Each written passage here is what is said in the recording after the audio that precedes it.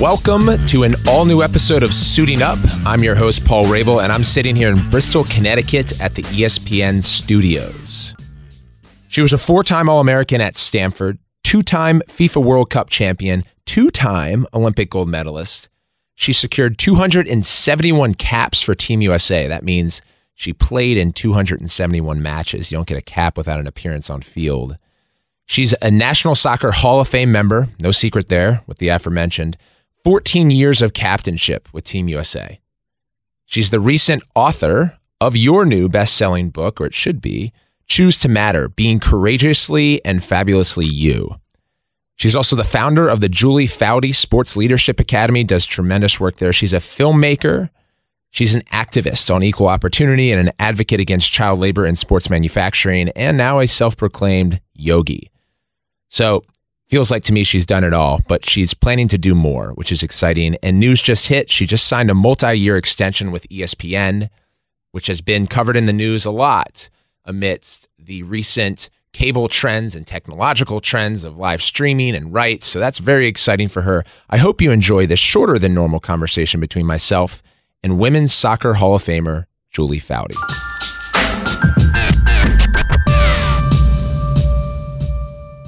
Hello, hello. Is it on? Testing 1, 2, 3. Do I need to click on? Keep going. Give it a 10 count. No, it says it's on. Yeah. Testing 1, 2, 3. Testing 1, 2, 3. Summer lovin'. We're good. So Dan, should we start over? We should start over. So we just had a minor audio issue here, but we are, which is actually surprises me because we're at ESPN, the mecca of content creation here in Bristol, Connecticut. It's my first time here. I'm really excited. I can't believe it's your first time here. Well, that's lacrosse for you. I know. You know, we gotta like claw our way Brooklyn to Bristol. That's right. And so I'm sitting here with Julie Foudy, who I grew up admiring and watched the 99 Women's World Cup team go and set such strong examples for everyone and push not only as activists for women and gender equality and sports, but just the what it means to be the best and elite and an Olympic athlete. And it's special for me because I grew up watching you and grew up watching that team.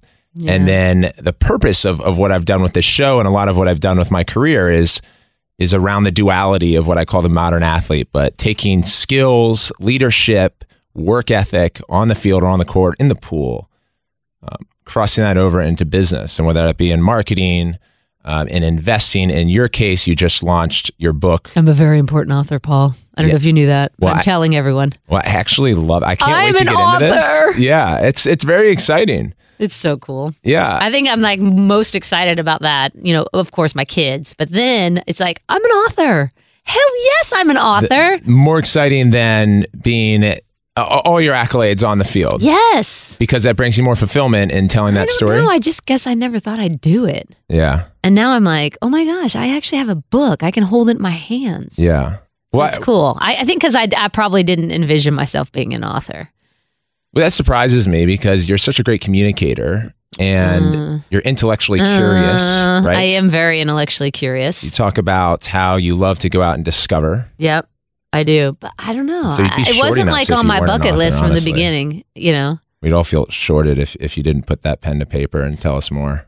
I love the idea of this duality, though, that you cover that. That's great, because that fascinates me as well, that transition especially. That's right. And I think it's so hard for so many athletes. It's exactly right. And it's off the this wave of technology, more social media than ever, where someone like myself, growing up in lacrosse, our coverage, we felt almost prisoner to linear media, and we weren't getting covered. Right. And so there was no afterlife after school in pursuing any type of career professionally in lacrosse. And then social media comes, and all of a sudden we have a platform to speak to our fans, to our audience.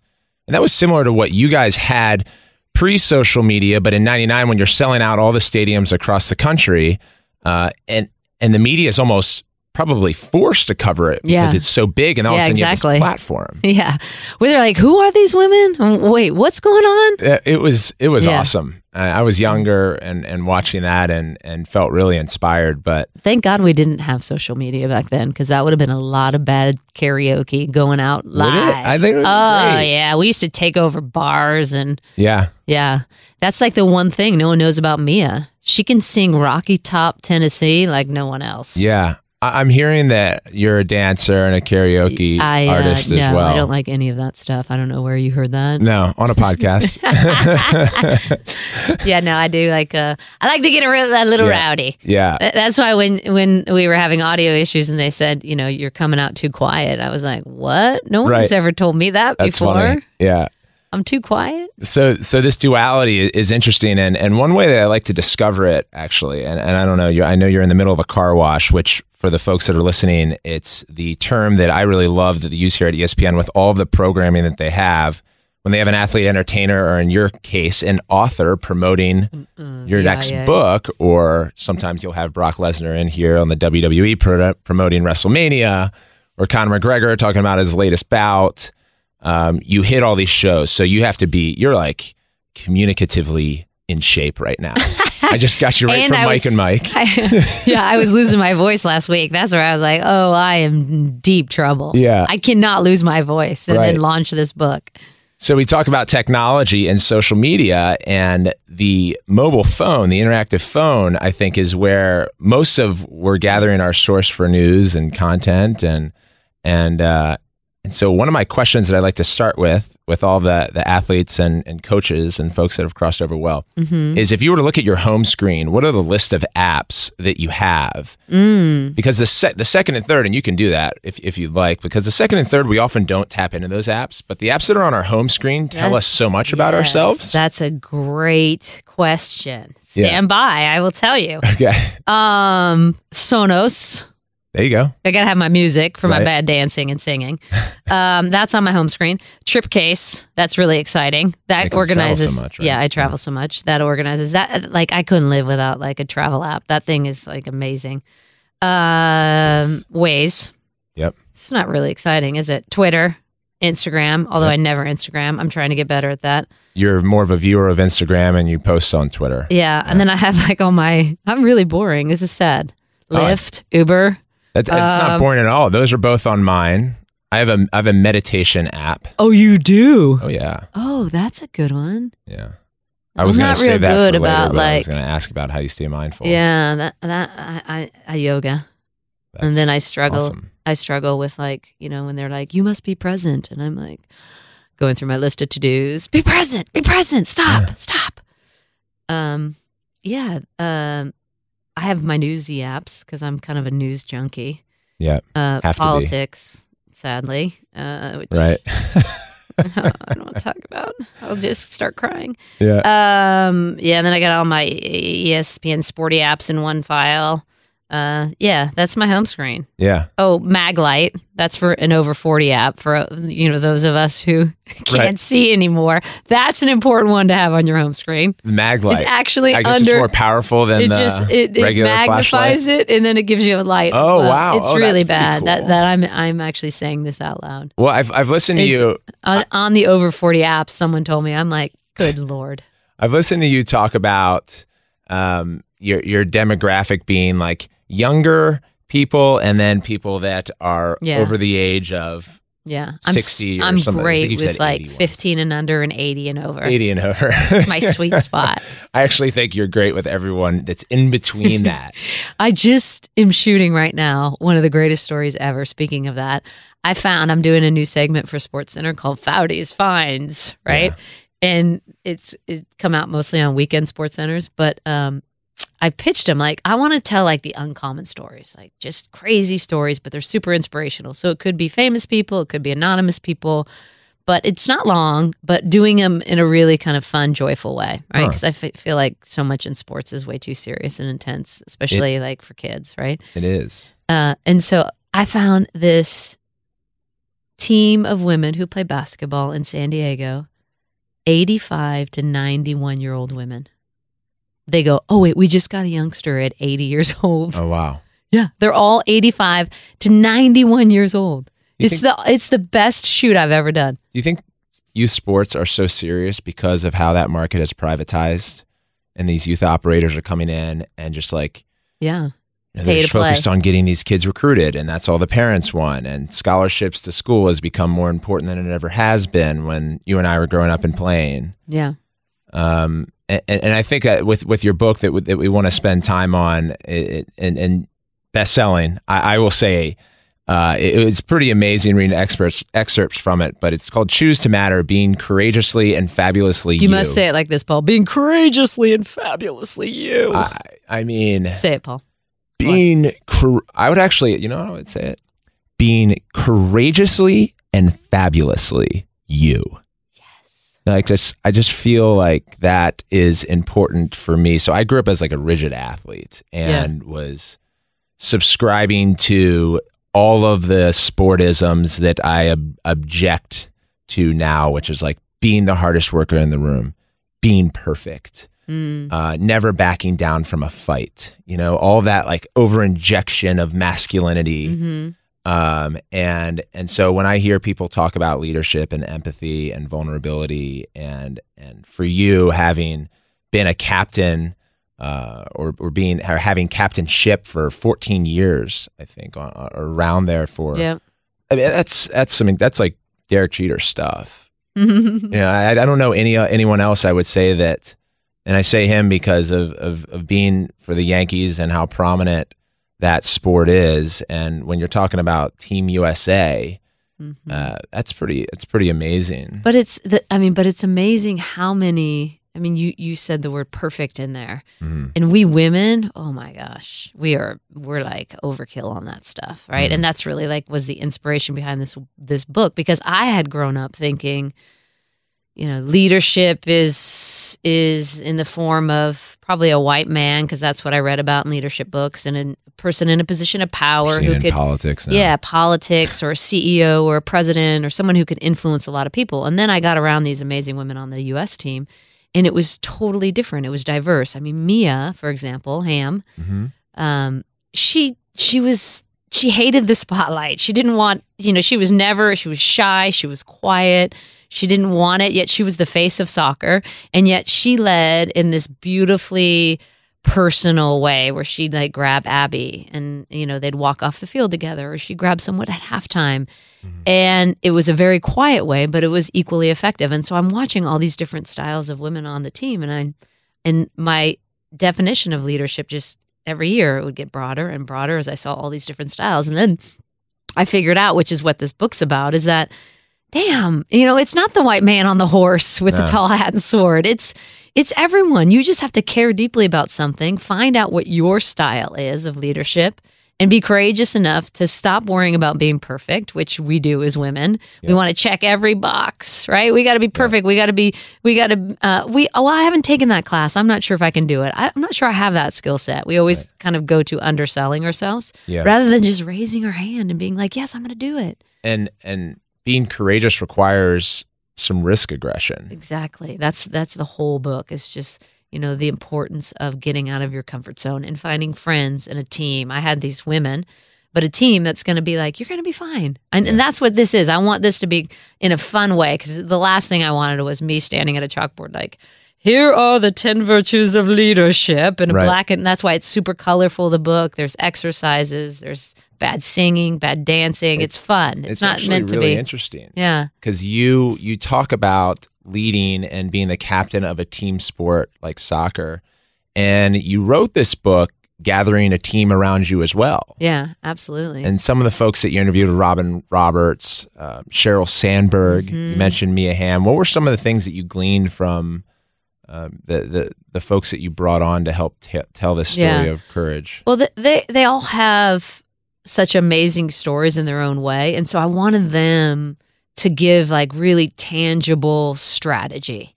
How did you, when you're feeling like, oh, I'm not going to be able to do this, what am I thinking? That self-doubt we all have. Right. How did you then take that step forward? Instead of what I see with a lot of young women is they go, not yet. I'm going to wait. I'm going to step backwards.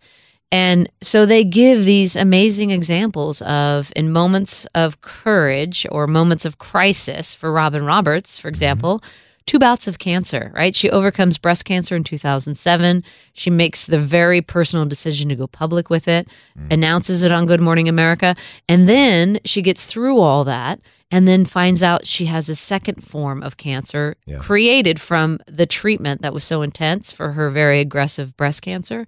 And she said, I had a lot of anger when I found out I had that second form of cancer, rightfully so. But she said, the most important thing I learned is, and she says it in the book, optimism is like a muscle. You have to use it. You have to be positive. I learned that I can't focus on the negative. And for me, it was writing a journal. For me, it was, making sure I brought only positive things into my life. So she literally mentally had to then say, I'm going to focus on the positive and flip it. Yeah. Yeah, that's exactly right. I love optimism. Cory Booker speaks often about how cynicism is our most negative spiritual state.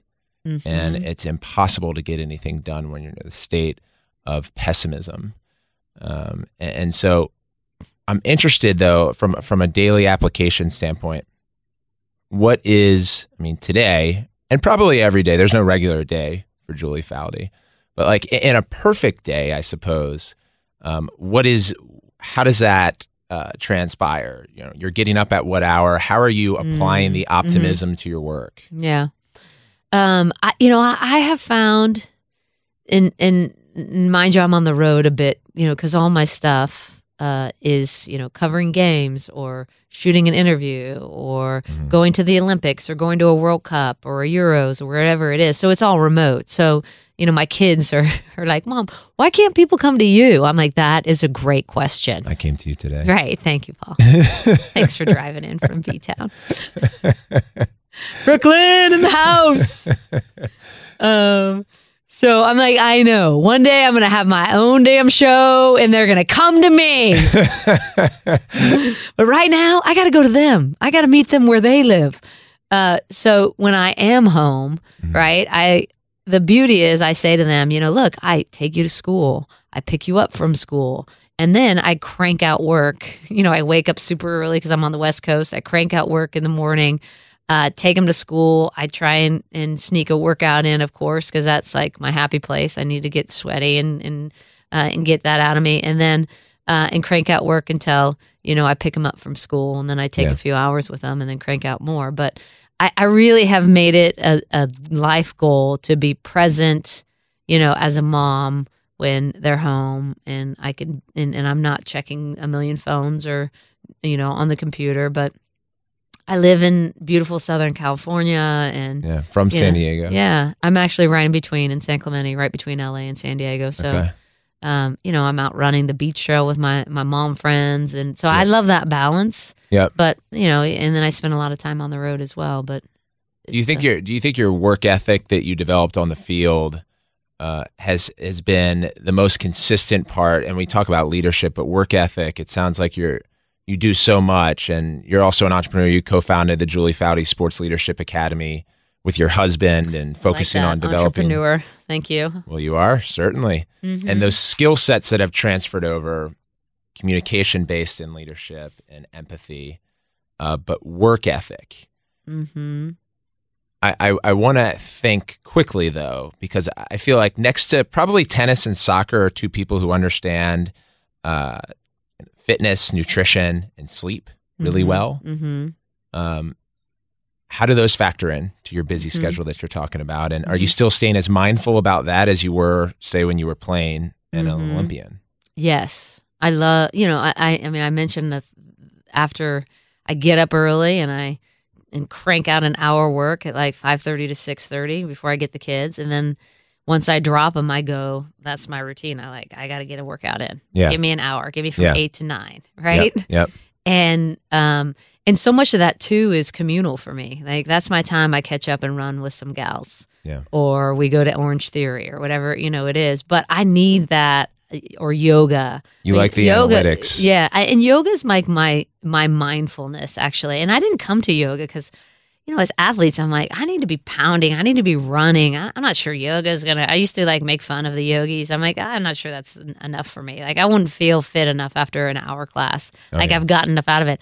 And now that I've done it, like especially hot yoga, because I'm not a sweater. So I love if I can just, it's crazy. And I love it because it's it's quiet, it's calm. And I'm a busybody too. Like I don't sit, right? I like to move. I like to putz around the house. I'll get in the garden. So that like forces me to kind of like chill out. Yeah. Fine. Right? Just calm. And so I love it. And I get sad now when I was like, oh, I got to make my morning yoga. I missed it. Yeah. But it's hard in moments like this, like, of course, this book launch, it's like I haven't been able to work out as much. But I do feel like that's such an important part of my life. One of the things I cherish. I will always be active, and that's going to always be a huge part of my life. Yeah. Mindfulness and being present. I know you have to jump to your next kind of booking here with the car wash, but I bet you I could spend I could try to spend several hours with you if I had time. There's so much that I could learn about your strategy.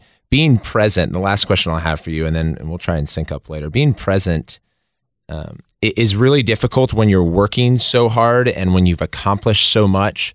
If you look back or reflect or try to at times, or even just set a standard or goal for yourself, what does success mean to you? How do you define success? Ooh, Paul, you're coming in hot now, huh? Steamy for the last one. Yeah.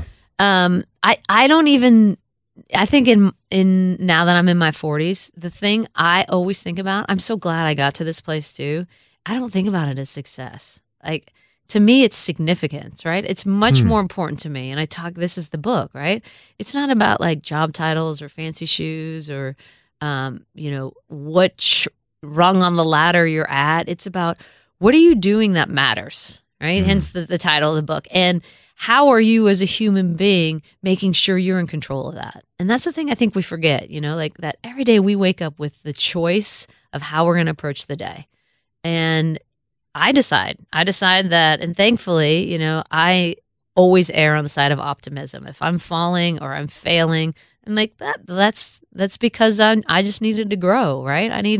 And I'm curious. So if I can pass that on to my kids and into people who read this book, that, every day you wake up, it's about significance. Stop worrying about being interesting and be interested. Be interested in life. Stop turning the phone on you and turn it outward. Drives me nuts. It's like, why do we have to be in every damn photo? Right? Just be interested in people and life and growing and being okay with falling.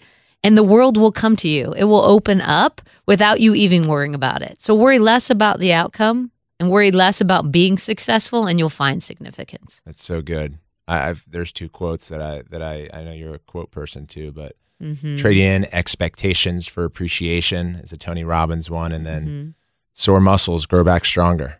Yeah, I love that one. I haven't heard that one before. Yeah. Who's that? I actually don't know. My buddy passed it along when I was having a lot of trouble. Yeah, I tell my kids that all the time. Physically and emotionally. When they're like going up a hill, I just got them into mountain biking. And like I'm trying to get them to like take the hills instead of walk the hills. Yeah. And they're like, Mom, it hurts. I said, it's you got to put in the work. It's kind of like life. Like mountain biking is totally, I'm not even a big mountain biker, but mountain biking totally reminds me of life. It's like you got to climb it. You got to climb that hill and it's going to burn, but that means your like muscles are growing. Yeah. I think we're getting called in. But Tim Ferriss, one more too. Tim Ferriss says, loneliness is your body fasting. But it's at that optimist look, right? That's deep thoughts. Because fasting's sometimes good and all that kind of stuff. But hey, so Lisa Stokes in the house. You know what that means? In the house. She's like going to wrap that bad boy. She's going to SportsCenter. Right on. Okay, awesome. I'm an author. Paul, I don't know if I told you that, but I'm an author. Welcome to ESPN, I suppose, and how busy and how amazing this whole production is here in Bristol, Connecticut. I drove in from Brooklyn as Julie was ribbing me a little bit on, and I get here and I'm in the visitor center, and Dan here, who hooked me up with the studio, picks me up, brings me over, and I realized quickly that Julie was in the middle of a car wash. So she was at Mike and Mike, ran over here. She was with Lisa, who's taking her now to SportsCenter, and they're hitting all the run of shows today. She is, right out of the bat, one of my favorite guests that I've had a chance to talk to. So I promise the listeners right now that I'm going to do my best to get her on for either a part 2 or I'm going to set her up with a device from home and send her more questions to talk through, a la kind of Tim Ferriss follow-ups to some of his guests.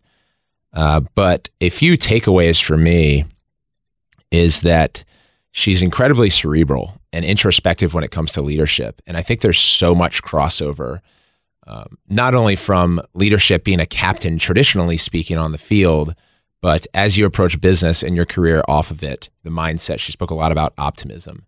But leadership is management in business and investing, whether you're a venture capitalist like Ben Horowitz and Andreessen Horowitz Capital, whether you're a small guy like me running a company outside of lacrosse with 4 employees, understanding how to communicate with people, how to care for people, how to be empathic, how to sit in their shoes and think about from their perspective, which is different than yours, what and how is this company interacting? How are we growing?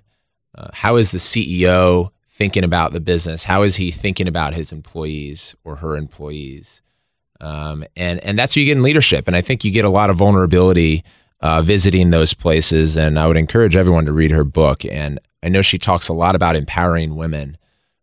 But if you've listened to a few of my shows, you've heard me reference the Representation Project and how important it is to understand both sides. If you're a man or a woman, if you're a man, I would encourage you almost more than the women to read this book. And the Representation Project has 2 films out on Netflix. The Mask You Live In talks about overstimulation of masculinity for young boys at an early age and how it wireframes them to for sports, film, music, all that kind of stuff, and basically explains like why sometimes we act the way we do. And on the women's side, the film is called Misrepresentation, MISS, then Representation. It talks more about gender disparity and the challenges associated in a traditional patriarchal or male dominant culture. And that's especially why I enjoyed this. Some other notes, obviously perseverance for her being a part of the 99 Women's World Cup team that really changed the landscape for women in sports. I know you've listened to a former guest of mine, Venus Williams, as she was an activist for the wage gap between men and women. And Julie Foudy's done a lot of activism work for, more recently, the women's hockey team and getting them equal wages paid to the men's hockey team on the latest Olympic or World Championship that they had. And she's been a part of that for a while. She's also been an advocate against child labor in sports manufacturing, and in doing so was the first female to ever be named the FIFA Fair Play Award winner. So let me know what you thought of the episode.